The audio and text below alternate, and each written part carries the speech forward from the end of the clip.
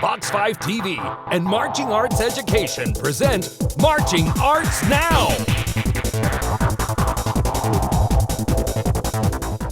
Welcome to another episode of Marching Arts Now. This is Tim Hinton, the beast of the marching arts. I'm here from marchingartseducation.com, the best place to learn anything you want to know about the marching arts, from the top marching arts professionals in the activity. On this week's episode, we highlight and tell stories about color guard. First up, you'll hear about two deaf guard students who perform with Blue Springs South High School using interpreters on the field. Meet a high school principal who performed with her color guard in their show.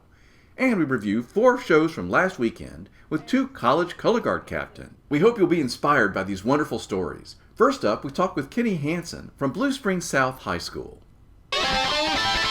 Joining us. Hey, this is Tim, and I'm here with Kenny Hansen, the Director of Bands at Blue Springs South High School in Blue Springs, Missouri. Kenny, thank you for talking with me today.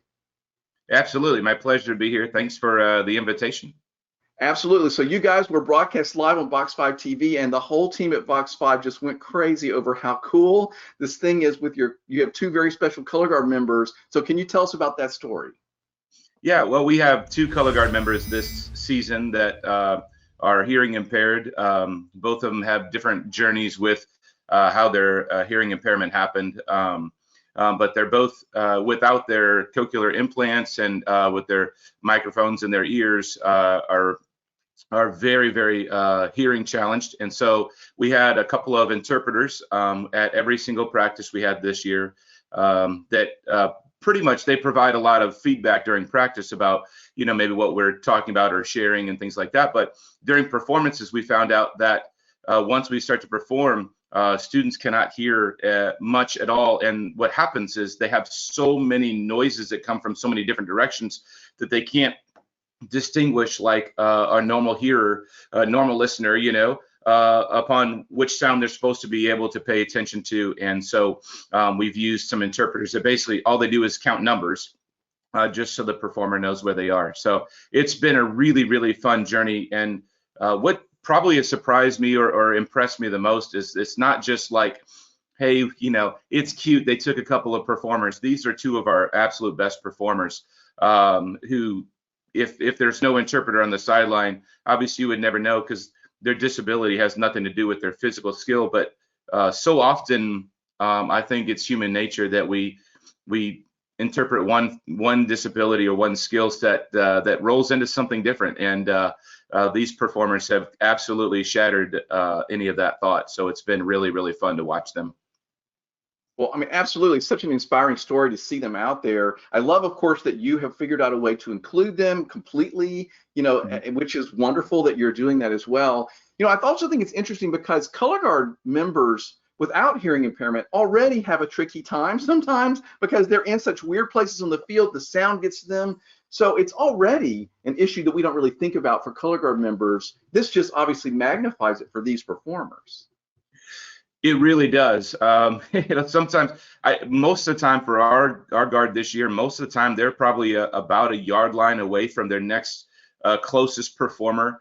And yes, on a regular season, we consistently have, somebody counting out loud, just making sure that we all think we all are where we think we are. But to have somebody that is challenged with their hearing, it has been a real learning. It's been a real learning curve for us as we kind of gone through it, and then to find a way to thank our interpreters for what they're doing, but to try not to have them be a part of the show. Most of the time, it takes you a little while to watch our show before you realize, hey, there's 2 adults that are someplace, and that doesn't seem right. And so trying to find ways to hide them so that they can still help our performers, but not get them in a place where they feel like they're taking away from our performance. So that has been a different skill set for me to have to build, and it's been really fun. And through that creative process of like, okay, can you go out during this time and can you hide behind this prop, or hey, here's a performer that's in front of you, can we kind of just mask you behind this performer so that you don't feel as awkward? Because that was the first thing that they were like, Kenny, we feel really weird. We're marching out during this part, but nothing else is going on. And so trying to find ways to navigate that so that nobody has to feel different about the show. And I think we're really, really pleased with how we came through that at the very end. So that is such an interesting angle on this, because you're sort of having to create a show and a drill and a staging for these extra performers. You don't want them to distract from the show, but of course they're really important to the show. How did you find these interpreters who were willing to do this work? I work in an amazing school district. In fact, I think both of these performers moved to this school district in late elementary school because our deaf program is so strong. And so these are both interpreters that I've known for a while. I've had other performers. We actually have 4 performers on the field that have hearing loss, 3 of which use an interpreter in class, and then 1 which is a lip reader for me in class.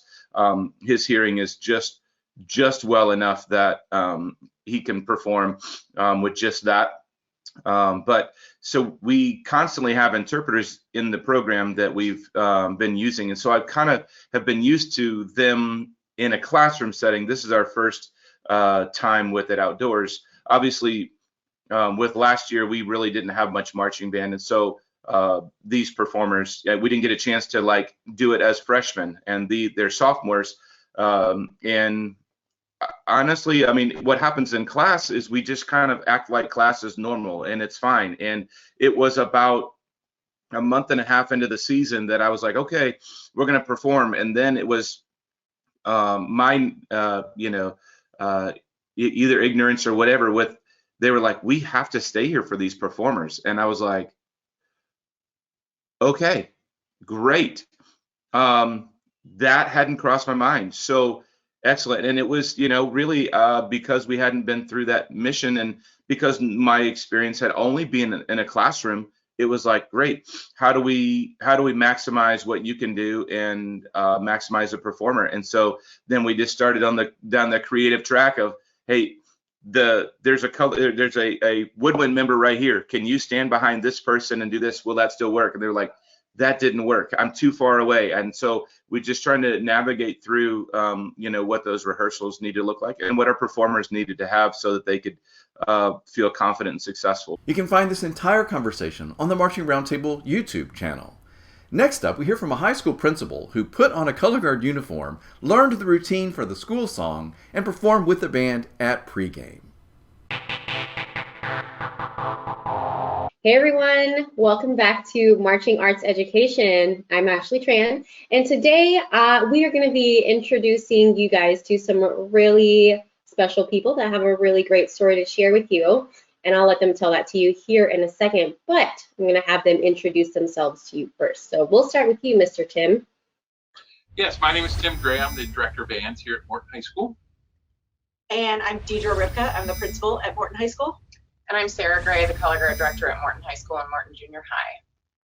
Great. And Sara, I'm going to have you kind of share the story and the impetus to why we're here today. Your story is really cool. Okay, so we set up, obviously, like everybody else, for 2020, and 2020 kind of never came to fruition, but our school district was very supportive of us throughout the entire COVID pandemic. We worked closely with administrators. They listened to us. They worked with us to try to keep our program going. And so we got a lot closer, I think, with our administration, especially our building administration during that time. And I struck up a friendship with our athletic director, our activities director, and definitely our principal, Deidre. And when we had a few extra uniforms left over from 2020, when we had to do a reorder for doing the same show in 2021, I realized that one of those would fit her. And even though Dee does not have a history with color guard at all, in fact, she played basketball all through her entire life and in college, I asked her if she would be willing to come do the color guard experience with us and hang out with the kids, learn the school song, and possibly perform for our homecoming football game pregame show. And she said, absolutely. That was her first answer. She jumped right on it. So it was a great experience for the kids, but it was also a really good way for our program to advocate through our school building. I think a lot of times programs will look at advocation as going out into the community and performing for the community and generating funds. And we kind of looked at it a little differently and kind of backdoored it a little bit. We already had a relationship, and we just wanted to deepen that with people who gave back so much to us during COVID. So I think it turned out really well, and she had a great time. She did so awesome. It was fantastic.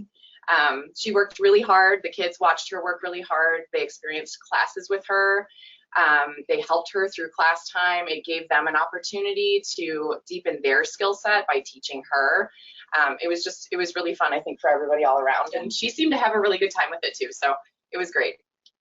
Yes, color guard is just a little bit fun, I will admit, as a color guard person.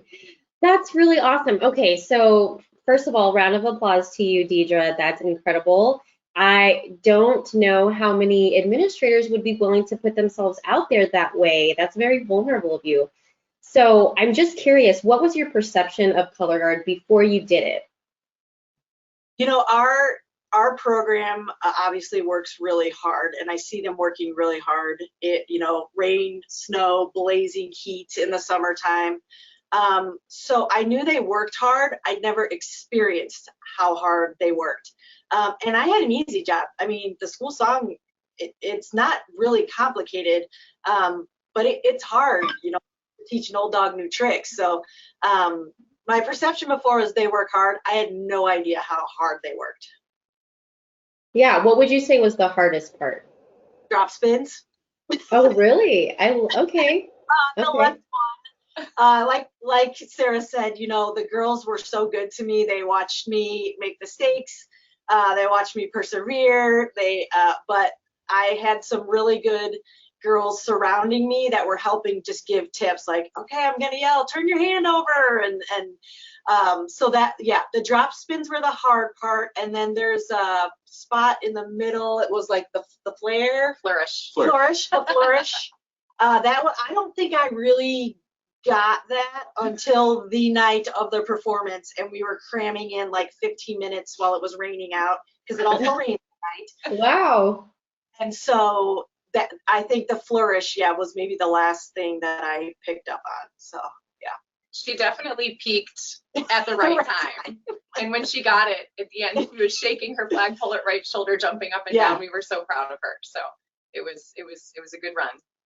That is awesome. Very cool. Morton High School Principal Deidre Ripka.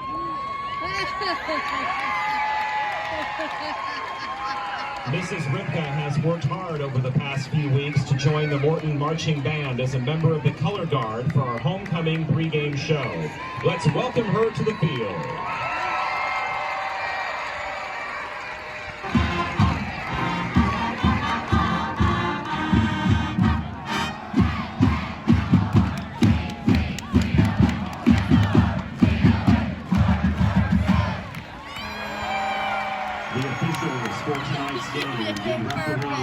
She was learning names while she was in there. She created personal relationships with those kids.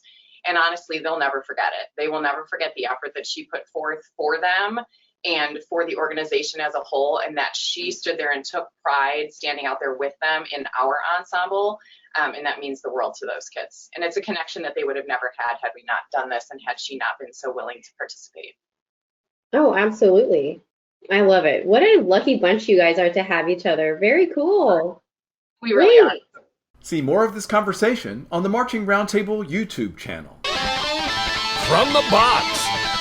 Here are some excerpts from 2 stories we shared on this week's episode of BOA Today, which you can find at the Marching Roundtable podcast at marchingroundtable.com.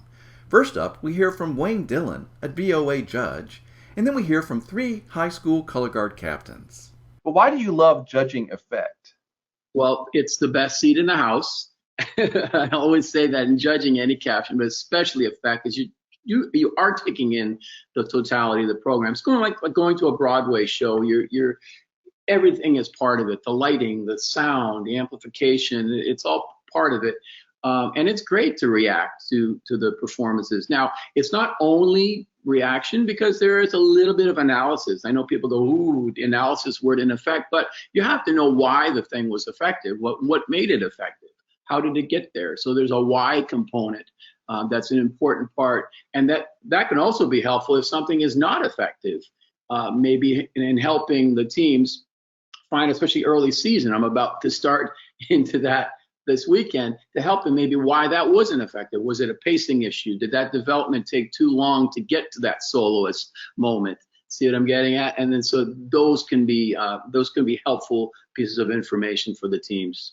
So because I've been in the program for so long, I was able to see so many great leaders like come and go, and that kind of like inspired me to like want to be like them and want to like kind of adapt or take some of like their leadership qualities and kind of make them my own and show my new teammates and stuff like as I went on and got new members to like why I love what I do and why this means so much to me. Hey, Ashley here from Marching Arts Education.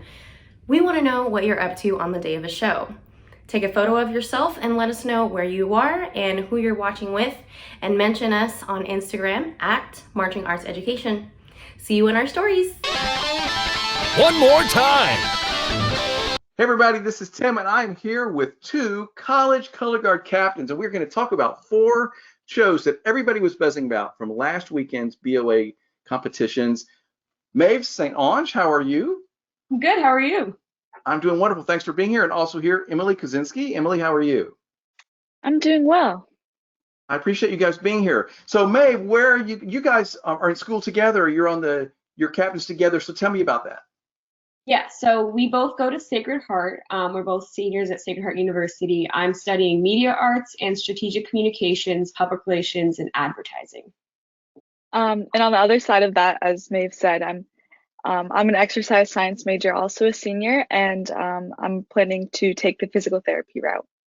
That's absolutely wonderful. So before we start looking at shows, I do want to ask you, tell me something about being a captain of a college team and how that's different from a high school team. Maeve, why don't you go first?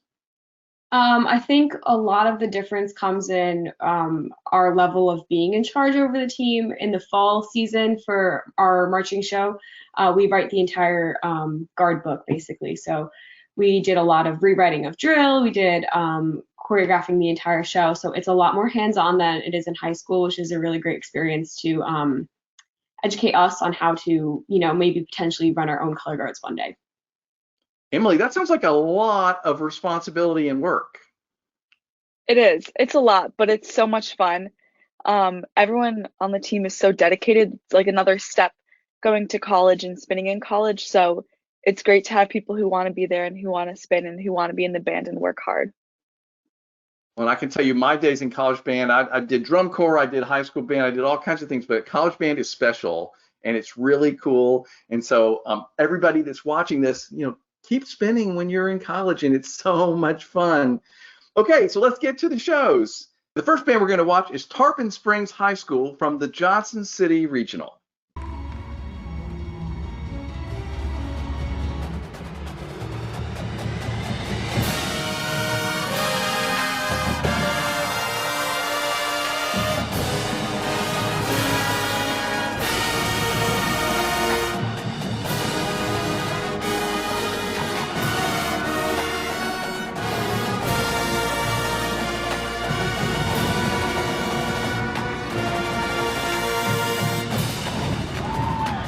Okay, so a Wizard of Oz takeoff from Tarpon Springs, their own take on it. Such an interesting show. Maeve, what'd you think?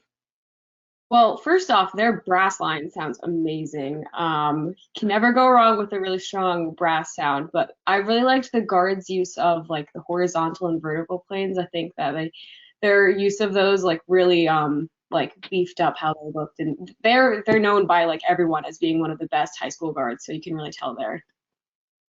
Absolutely. How about you, Emily? Yeah, the guard was just so clean.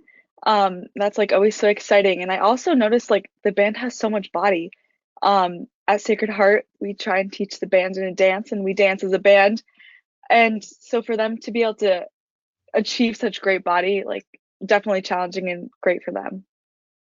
Absolutely. There's a lot of movement, and they were spinning. I mean, like that was the flavor was so fast. I mean, it was exciting and it made sense for the sort of first big moment in the show.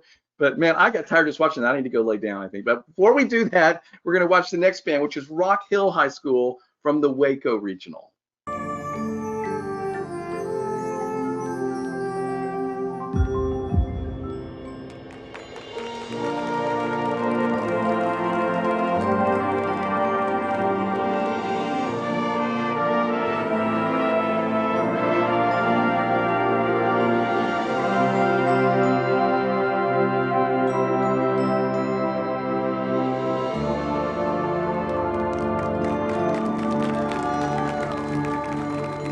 So Rock Hill High School is a new school. It's their first time ever competing at Bands of America, and here they are in finals. The show was about Icarus. What did you think, Emily?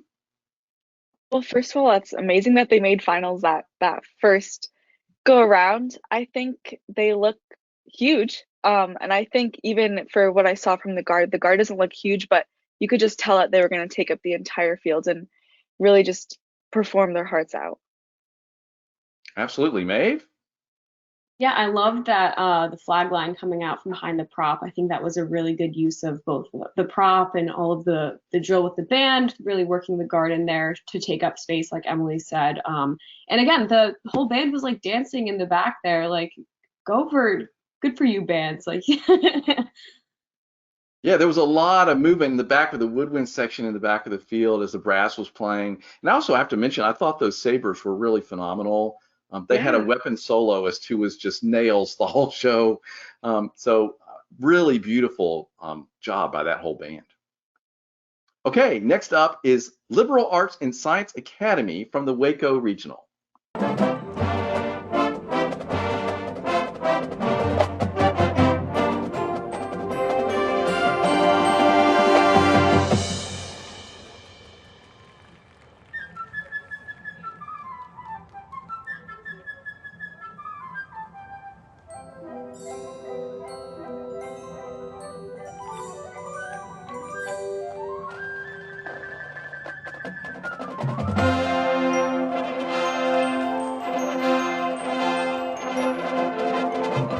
And this is another first-year band that just split off from another high school. So quite amazing what they've accomplished. I love that little snippet. Unfortunately, we're just seeing a little small snippet of the show, but that little Peter and the Wolf piccolo solo, so amazing. Maeve, what'd you think? Yeah, I loved how they had the rifle line surrounding the piccolo soloist. I think that, a soloist and the small group of the guard together really works well, and it really worked in this instance. Absolutely. Emily, what'd you think? I was thinking the same exact thing. I think the work, they were bending everywhere, but it looked great, and it wasn't distracting from the soloist, but it brought your attention right to the soloist. So I really loved that. Absolutely. And I think they did where they put it under and it rolled over. First off, I don't even think I could get in that position. Second off, I don't think I could do that move with a rifle. Is that as hard looking as it looks? I haven't tried it, but I'm sure it is. Well, I should have had you bring a rifle. We all could have tried it, but anyway, we don't have time nor the medical bills. So let's move on. Really impressive performance. The last band is Johnson High School from the Waco Regional.